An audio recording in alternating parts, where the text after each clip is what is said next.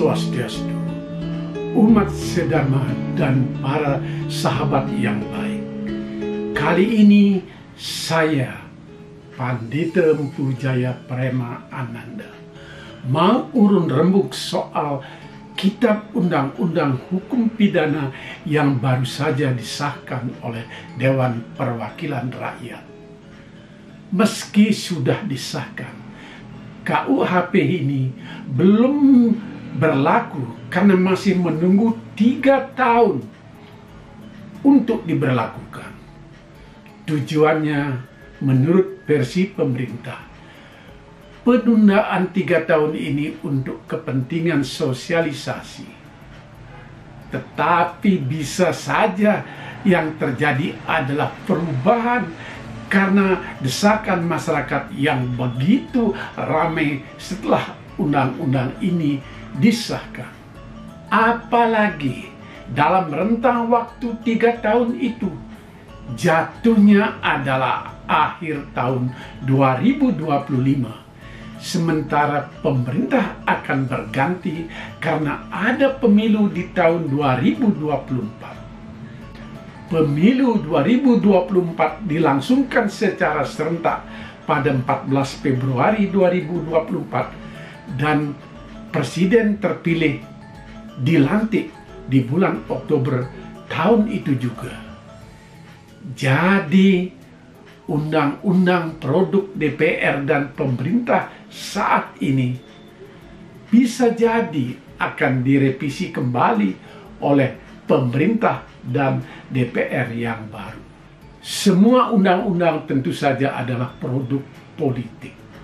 Namun saya tidak menyoroti dari sisi politik karena seorang pandita tidak boleh berpolitik praktis. Karena itu dalam wacana ini saya hanya menyoroti pasal yang langsung berkaitan dengan dampak yang akan muncul pada masyarakat Bali dengan budaya Hindunya, yakni pasal tentang kesusilaan. Kebetulan pula pasal tentang kesusilaan ini paling heboh dibicarakan, bahkan diberitakan secara besar-besaran oleh media asing. Mereka sangat khawatir pasal ini akan mengancam warganya yang datang ke Indonesia. Bahkan muncul kekhawatiran dari Perserikatan Bangsa-Bangsa, juga dari berbagai negara, termasuk pemerintah Australia yang sampai memberikan warning untuk warganya datang ke Bali. Di lain pihak, pemerintah Indonesia, baik itu oleh Menteri Hukum dan HAM maupun oleh Menteri Pariwisata, juga termasuk pemerintah daerah Bali, sibuk memberikan klarifikasi. Turis yang datang ke Bali tidak akan dikaitkan dengan pasal-pasal kesusilaan di dalam KUHP. Kita tahu pelaku wisata di Bali tidak pernah mempersoalkan tentang privasi wisatawan saat berkunjung ke Bali. Pasal yang ramai dibicarakan itu di bawah bab 15 tentang tindak kesusilaan. Coba saya baca pasal 411 itu. Pada ayat 1 pasal 411 itu disebutkan, setiap orang yang melakukan persetubuhan dengan orang yang bukan suami atau istrinya dipidanakan karena perzinahan dengan pidana penjara paling lama 1 tahun atau pidana denda paling banyak kategori 2. Pasal ini sebenarnya sudah ada di dalam Kitab Undang-Undang Hukum Pidana yang lama. Namun pada ayat 2 di KUHP yang baru ini disebutkan, terhadap tindak pidana sebagaimana dimaksud pada ayat 1 tidak dilakukan penuntutan kecuali atas pengaduan A. Suami atau istri bagi orang yang terikat perkawinan, B. Orang tua atau anaknya bagi orang yang tidak terikat perkawinan. Jadi sepanjang tidak ada pengaduan dari keluarga dekat, tuntutan pidana itu tidak akan terjadi. Di pasal yang lain dijelaskan, anak yang dimaksudkan adalah anak yang sudah berusia 16 tahun. Pasal 412 mempertegas soal hidup bersama, atau dalam bahasa populer sekarang ini, hidup kumpul kebo. Pasal ini di ayat 1 saya bacakan.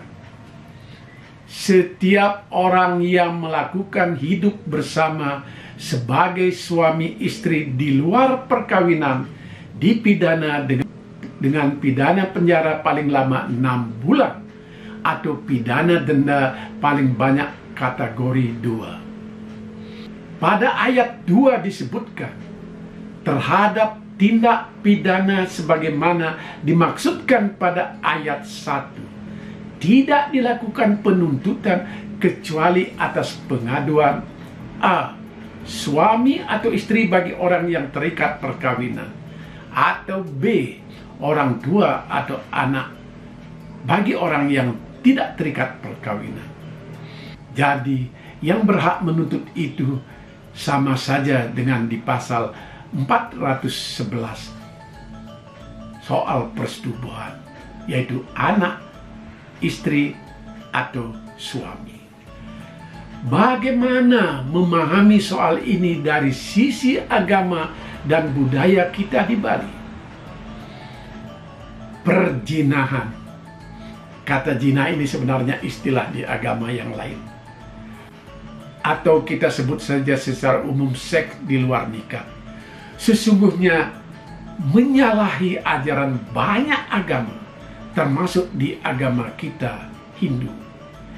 Karena itu seks di luar nikah memang wajib diberikan pidana sebagai bukti bahwa itu melanggar. Di KUHP yang lama juga ada pasal seperti ini.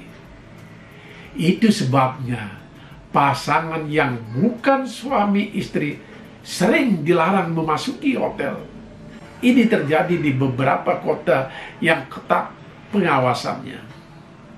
Kita harus menunjukkan KTP suami atau istri jika kita masuk hotel berpasangan. Bukti lainnya adalah seringkali ada penggerebekan wanita tuna susila di hotel atau di villa atau di tempat kos, dan pelakunya dihukum. Namun di KUHP yang baru justru hal ini diperlonggar unsur pidananya. Jika tidak ada keluarga dekat yang mengadukan, ya tidak ada tuntutan apa-apa. Jika KUHP ini sudah berlaku 3 tahun lagi dan tidak ada perubahan apa-apa, polisi tentu tidak akan lagi melakukan razia pelacur di hotel-hotel atau di villa dan dimanapun. Karena apa alasan polisi melakukan razia? Bukankah polisi itu tidak keluarga dekat si pelacur ataupun keluarga dekat lelaki hidung belang? Jadi polisi itu orang lain atau pihak lain yang tidak berhak melakukan tuntutan pidana. Jadi KUHP yang baru ini sebenarnya lebih longgar. Bahkan di ayat 4 dalam pasal 411 disebutkan, jika ada tuntutan pidana dari keluarga dekat pelaku, tuntutan bisa dicabut sebelum proses di pengadilan. Begitu pula di pasal 412 soal kumpul kebo, yang tentu saja banyak dilakukan terang-terangan. tidak lagi tersembunyi. Karena kumpul kebo itu tentu proses kebersamaan yang lama, berbeda dengan perselingkuhan yang hanya sesekali atau 2 kali.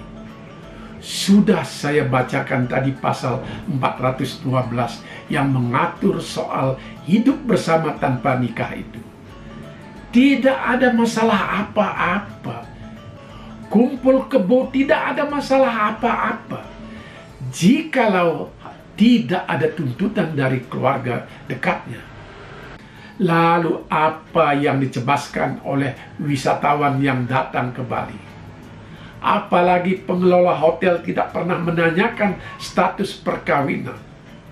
Andai kata pun turis itu kumpul kebo, keluarga yang berhak mengadu ada di negerinya, kan tidak mungkin bisa diproses.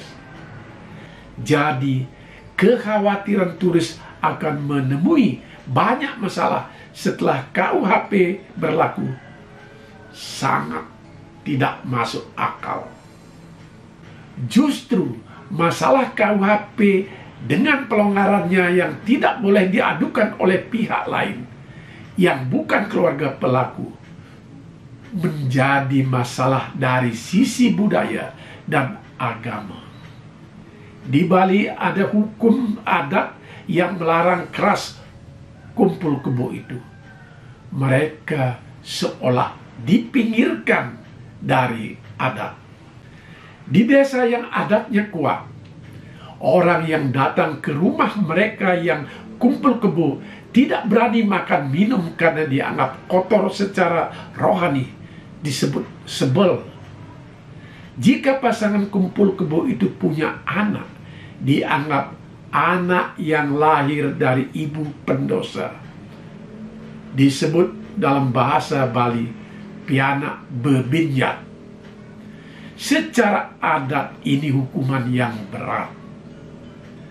Lagi pula secara kepercayaan, bagaimana anak itu meneruskan garis keturunannya karena lahir dari ibu dan bapak yang tidak pernah kawin secara adat, tanpa melalui upacara pawiwahan yang sakral. Kalau orang tuanya terus-menerus kumpul kebo, bahkan sampai misalnya orang tuanya meninggal dunia, statusnya belum pawiwahan, masih kumpul kebo, anak itu harus diperas. Diperas ini bukan diperas dalam bahasa Indonesia, tapi diadopsi oleh keluarga dengan cara ritual keagamaan. Yang memeras anak ini bisa keluarga ayah atau keluarga ibunya, tergantung kesepakatan. Tujuannya apa? Agar sang anak jelas garis keturunannya. Bahkan seharusnya menurut saya, sejak anak itu upacara 3 bulanan sudah harus diperas, supaya jelas kemana nantinya anak itu mengikuti garis keturunan ketika ritual manusiaatnya selanjutnya setelah anak itu 6 bulan, setahun, dan seterusnya. Apakah ikut garis ayah atau ikut garis ibunya, purusa atau kepredana? Lebih rumit lagi kalau ayah dan ibunya berbeda garis keturunannya, sementara mereka tetap kumpul kebo. Wah, anak itu akan terombang-ambing secara kerohanian. Karena itu sejatinya masalah kumpul kebo ini dalam KUHP yang baru sangat ringan dan bertentangan dengan budaya dan agama yang hidup di Bali. Sebaiknya pengaduan untuk pelaku kumpul kebo bisa dilakukan oleh pihak lain, misalnya aparat adat di tempat domisili pelaku, atau keluarga dari garis yang agak jauh, seperti garis sepupu yang disebut dengan misan atau mindon. bukan hanya diadukan oleh keluarga dekat saja. Bagaimana kalau keluarga dekat itu tidak pernah mengadukan? Atau justru setuju adanya kumpul kebo itu karena diiming-iming harta? Yang kasihan adalah anak yang akan lahir dari kumpul kebo itu. Persoalan secara hukum positif bisa selesai kalau tidak ada pengaduan. Tetapi akan banyak masalah yang akan ditemui dalam hukum adat nantinya. Demikian ulasan saya tentang pasal soal perzinahan di KUHP yang baru ini. Intinya adalah sama sekali tidak masalah terhadap orang asing yang datang ke Bali. Turis tidak perlu takut. Justru secara budaya dan adat, orang Bali yang banyak dirugikan karena bisa jadi masalah kumpul kebo makin banyak terjadi. Dan seks di luar nikah seperti pelacuran, perselingkuhan, dan sejenisnya makin marak karena orang yang bukan keluarga dekat tak bisa mengadukan gugatan untuk diproses secara hukum. Hanya keluarga dekat yang bisa. Dan itu pun gugatan bisa dicabut. Artinya banyak jalan damai untuk itu. Apakah semua ini tidak akan membuat efek jera yang terjadi? Entahlah. Ini soal moral, sulit untuk diprediksi. Demikian umat sedharma dan sahabat yang baik. Sampai jumpa. Salam Rahayu.